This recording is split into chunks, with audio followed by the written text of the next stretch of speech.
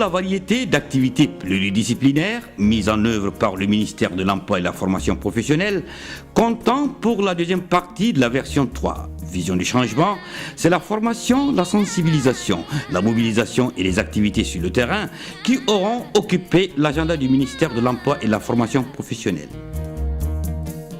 Au regard du dispositif enclenché, notamment le programme décennal pour la formation professionnelle et l'emploi PRODEF-PE, le ministre rappelle l'importance que revêt pour le gouvernement et les bailleurs de fonds sa mise en œuvre. Nous avons au niveau du ministère de l'Emploi et de la Formation professionnelle un programme structurant qui fédère l'ensemble de nos interventions, mais aussi les interventions des autres ministères en matière de formation professionnelle. Il s'agit du programme décennal de développement de la formation professionnelle pour l'emploi PRODEF-PE. Et tout ce que nous faisons, tous les autres projets que nous montons, c'est vraiment pour conforter ce programme-là, pour la mise en œuvre de ce programme. Et pour son financement, le Bureau international du travail qui est prêt à nous accompagner, le régional chargé de l'Afrique qui est tout à fait disposé aussi à nous accompagner pour trouver le financement du PRODEF-PE. Et le PRODEF-PE, justement, regroupe en plus du ministère de l'Emploi, je pense, 13 autres ministères. Donc nous cherchons 300 milliards de francs CFA. Il y a une partie qui est mobilisée, mais nous sommes en train de chercher à peu près 300 milliards de francs CFA pour financer les 3 premières années de mise en œuvre du PRODEF-PE. Donc, et toutes ces ressources-là, en réalité, les bénéficiaires en seront les jeunes que vous êtes. Autour des aspirations des jeunes, le ministre de l'Emploi et de la Formation professionnelle, porte-parole du gouvernement, éprouve un intérêt particulier. Il signe ainsi sa présence au sein du Conseil national de la jeunesse du Mali, CNJ, et partage leurs ambitions.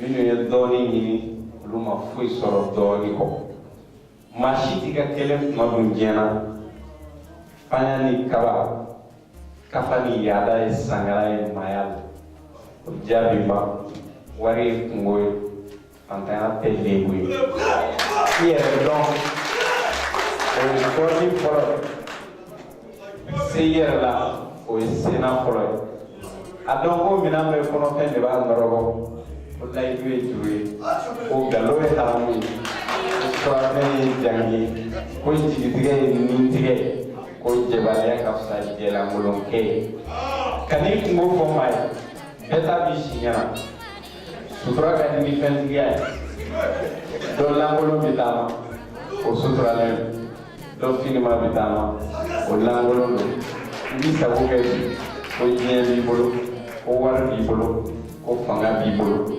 kana nin tɔɲɔ ko se b'i ye diɲɛ ye boloso ye bamanan ni katange tɛ nka diɲɛ sɔrɔbaw y'a cɛsiribaw ye o tuma denmisɛnw hali bi an ka cɛsiri. Dans le registre des consécrations, le centre de formation professionnelle d'Indamali de Sébenikoro a lui aussi témoigné la présence du ministre de l'Emploi et de la Formation professionnelle à l'occasion de la clôture de la formation de 120 apprenants ayant bouclé avec succès une formation de 3 ans d'apprentissage.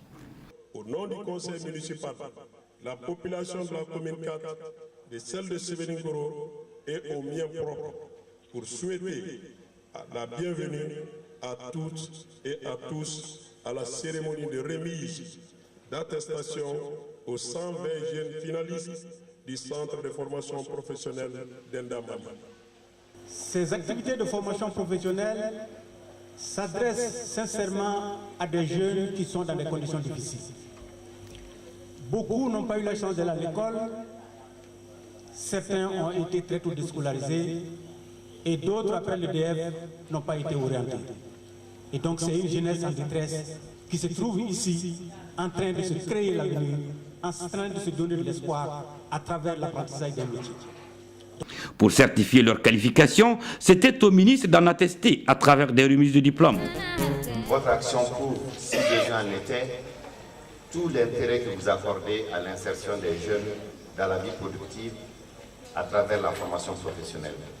C'est le lieu de rendre un hommage mérité à Enda Mali et à tous les acteurs de la société civile engagés dans la formation professionnelle des jeunes, en particulier ceux qui n'ont pas eu la chance d'aller à l'école et qui ont été très tôt déscolarisés.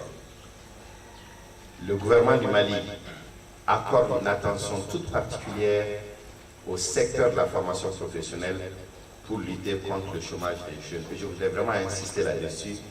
Cette formation ne sert que si elle vous permet effectivement d'avoir accès à un emploi. L'émotion était grande et le concours de circonstances a fait un heureux parmi les apprenants. Le jeune Sekouba Traoré a lui bénéficié d'un appui personnel du ministre en vue de faciliter son insertion. Pour le ministre de l'Emploi, il s'agira de voir un Sekouba Traoré. Un jour, pourquoi pas dans la cour des grands, à l'image de Mme Keïta Adjara Kamara, une icône de l'entrepreneuriat féminin, une référence au plan national et international. Saluer l'effort de l'employabilité d'une part et d'autre part constater les emplois créés dans le secteur privé en termes d'exemplarité ont motivé le ministre de l'Emploi à effectuer une visite plus ou moins inopinée dans l'entreprise Adjara Couture. Employant 115 jeunes, opérant dans les divers maillons de la chaîne à l'effet d'une esthétique vestimentaire coupe sur mesure. Soucieux de garantir la compétence, la compétitivité, le ministère de l'Emploi et de la formation professionnelle a misé sur le développement de la qualification par la formation à travers le fonds d'appui à la formation et à l'apprentissage FAFPA. Pour les besoins de la cause, les femmes des camps militaires auront été la cible. Les femmes constituent un maillon important et les femmes des camps militaires constituent une spécificité parce qu'il s'agit d'un maillon important de la société civile qui n'est pas militaire mais qui vit derrière les corps habillés. Alors donc nous avons voulu saisir le mois de la femme, mois de mars, pour essayer de lancer un regard particulier sur ce axe important de la société civile qu'est les femmes qui vivent dans les camps militaires et qui vivent derrière les corps armés et qu'on a souvent tendance à oublier. Pour exprimer leur gratitude aux nouvelles autorités du Mali, le 8 mars aura été la convenance. Et je pense que si cette initiative marche, il est possible que nous pourrions toucher beaucoup plus de femmes à travers le Mali, beaucoup plus de femmes de militaires à travers le pays. Dans la même catégorie, les commerçants détaillants de la commune 1 du district de Bamako ont bénéficié de l'appui du FAFPA à travers la coordination des associations et groupements des commerçants détaillants de Bamako suite à une formation initiée et réalisée par le cabinet d'études et de formation en management des activités de développement CEFMAD. La formation des commerçants détaillants de la commune 1, 50 au total, sur la thématique récurrente de l'assainissement et de l'hygiène autour et dans les boutiques, financé par le FAFPA avec la facilitation du cabinet d'études, de formation et de management des activités de développement CEFMAD en illustration concrète. C'est pourquoi nous saluons, félicitons et remercions le département de l'emploi et de la formation professionnelle pour son appui financier, le CEFMAD pour ses expériences et expertises. Cette formation de plusieurs semaines visant l'amélioration de compétences sur l'hygiène et l'assainissement est une première dans le domaine de la santé des consommateurs. Le FAFPA, en finançant cette formation, voudrait encourager toute initiative visant à développer les compétences des ressources humaines dans les micro-entreprises informelles pour favoriser leur migration vers le formel afin de préserver les emplois, contribuer à de nouveaux emplois et participer davantage à la richesse nationale. Le problème de l'hygiène et de salubrité dans et autour des boutiques est une préoccupation permanente des autorités en charge des questions d'assainissement. La formation qui vient de s'achever, faut-il le rappeler, portait sur hygiène et assainissement autour et dans les boutiques de la commune 1 du district de Bamako. Vous convenez avec moi, mesdames et messieurs, de la pertinence de ce thème dans un contexte marqué par la dégradation de notre environnement, surtout en cette période d'hivernage. La coordination des associations et groupements de commerçants d'État du Mali, en organisant cette formation au profit de ses membres, s'est fixé comme objectif l'amélioration de leurs compétences sur les notions d'hygiène et d'assainissement afin de contribuer à une meilleure organisation au plan hygiénique et sanitaire de l'environnement du monde commercial. Ainsi, au terme de cette formation, les 50 participants sont capables de, je l'espère vraiment, maîtriser les notions d'assainissement et d'hygiène environnementale, réduire la prévalence des maladies liées au manque d'hygiène et d'assainissement autour et dans les boutiques, promouvoir les comportements favorables à une bonne hygiène et à l'assainissement autour et dans les boutiques. La cérémonie de clôture a fait objet de remise d'attestation aux bénéficiaires sous la présidence du ministre de l'Emploi et de la Formation professionnelle, porte-parole du gouvernement.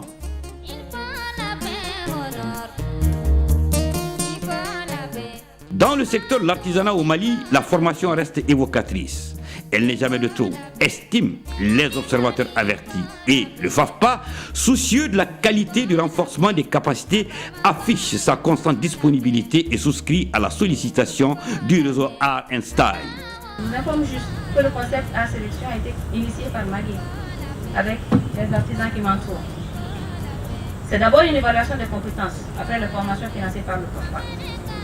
Ensuite, c'est aussi une belle occasion de promouvoir la compétitivité des produits artisanaux. D'abord sur un marché national non encore conquis. Par faire les productions en s'arrêtant davantage sur les détails de finition, de présentation qui font la différence avec tous ces produits mieux vendus aujourd'hui. À travers ce parrainage, le FAFPA voudrait encourager toutes les initiatives visant à développer une culture de formation axée sur les effets, notamment la productivité, l'amélioration de la qualité des produits, la compétitivité et la création d'emplois. En effet, l'édition des expositions Art Sélection est une évaluation des compétences permettant de savoir si la formation apportée a réellement contribué à un changement sur la vie des entreprises artisanales et sur la promotion professionnelle et sociale des artisans eux-mêmes. Ainsi, c'est une coopérative de 40 membres de la Chambre des métiers de la commune 5 de Bamako qui ont bénéficié d'une formation pour l'amélioration de la qualité de leurs produits. Il y a des Ivoiriens, donc c'est vraiment d'assurer une bonne formation pour nos artisans, de les sensibiliser sur l'importance d'assurer une bonne qualité de leur production pour que vraiment l'artisan malien ne soit pas une espèce en voie de disparition. Vous avez l'espoir qu'avec les efforts que vous attendez à entreprendre, que ça va changer? Oui, nous avons bon espoir parce qu'il n'y a pas que la sensibilisation, il y a aussi tous les changements structurels que nous sommes en train d'apporter. Nous venons de créer l'Observatoire national de l'emploi et de la formation professionnelle qui va faire des études pour savoir exactement ce que sont les besoins des entreprises, par exemple, en matière de formation. Donc nous allons mieux former les gens pour que ces gens-là soient plus outillés. Nous avons aussi mis en place l'Institut national d'ingénierie de formation professionnelle, l'INIFOP. Et l'INIFOP, une fois que nous savons exactement ce dont les entreprises ont besoin, l'INIFOP va travailler à ce que ces formations-là puissent répondre aux besoins réels du marché du travail. Donc nous espérons qu'avec ces changements structurels-là, que nous pourrions beaucoup aider l'artisanat et surtout créer beaucoup d'emplois comme l'a promis M. le Autre bénéficiaire du FAFPA d'autres lieux. À Gao, il s'agira de l'association Solidarité envers les femmes et les enfants démunis de Gao. La formation, ça rentre dans le cadre de la lutte contre la pauvreté, l'émergence et puis surtout l'autonomisation des filles et les filles déscolarisées, non scolarisées et les filles déplacées. Nous n'allons pas nous arrêter là, nous allons chercher encore d'autres fonds pour former d'autres parce qu'il y en a beaucoup. Cette formation m'a apporté beaucoup puisque j'ai appris à faire plein de trucs que je ne savais pas, dont la fabrique du savon. On a beaucoup appris de cette formation et c'est des initiatives vraiment à encourager pour que les autres sœurs puissent bénéficier. On a beaucoup appris vraiment. La session de formation aura permis aux apprenantes d'être plus compétitives et plus performantes sur le marché de l'emploi, c'est-à-dire répondre favorablement aux attentes de la clientèle devenue de plus en plus exigeante. Si pas on peut au moins se connaître les produits qui entrent dans la composition du savon. Donc ils ont fait la théorie en même temps la pratique. Ils étaient vraiment dans la formation, on leur a appris beaucoup de mains. De la solidarité gouvernementale, parlons-en. Les travaux à haute intensité de main-d'œuvre en attestent. De Tombouctou à Gao, le département s'y est attelé dans un cadre interministériel. Nous avons de notre côté aidé le ministère de l'Emploi et de la Formation professionnelle et le ministère de la Jeunesse et de la Reconstruction civique à mobiliser les jeunes et à organiser des chantiers en commune 6, mais aussi en commune 5. Il s'agira de curés. Donc il s'agira de rendre plus fluide l'eau de pluie, quelle que soit la hauteur et l'abondance de cette eau. Des approches multisectorielles pour les perspectives d'insertion des jeunes diplômés scolarisés ou non déscolarisés.